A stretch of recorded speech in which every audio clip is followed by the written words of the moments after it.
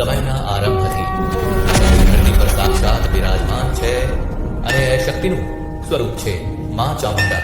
જ્યાં શ્રદ્ધા શ્વાસ બને છે અને શક્તિ ધર્મ બને છે. આ ધામ છે ચોટીલા. આ છે ચોટીલા, જ્યાં પવનમાં ભક્તિ છે અને ધરામાં શક્તિ.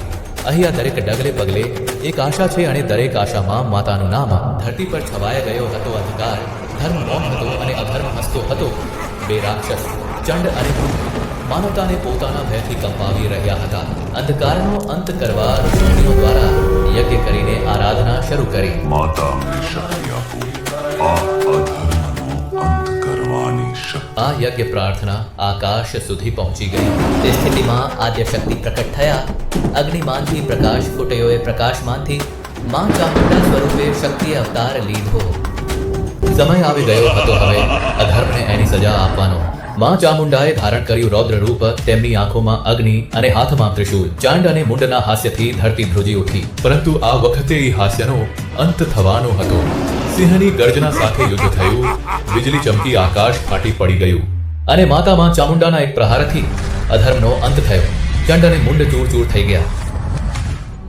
જ્યાં ચંડ અને મુંડનો અંત થયો, જ્યાં માતાએ અધર્મનો અંત કર્યો, જે પછીથી જાણીતું થયું ચોટીલામાં ચામુંડા ધામ. આ માત્ર ચઢાણ નથી, આ છે આત્માની યાત્રા.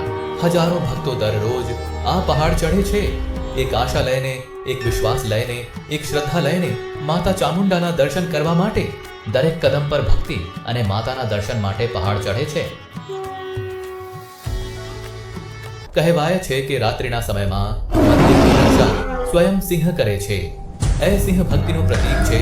એ સિંહ શક્તિનું પ્રતીક છે. આજે પણ ચોટીલા મંદિરમાં સાક્ષાત માં ચામુંડા બિરાજમાન છે. શક્તિ, શ્રદ્ધા અને શૌર્યનું પ્રતીક. એવી શક્તિ જે જન્મતી નથી પરંતુ ધર્મની રક્ષા માટે પ્રગટ થાય છે ચોટીલાની ચામુંડામાં.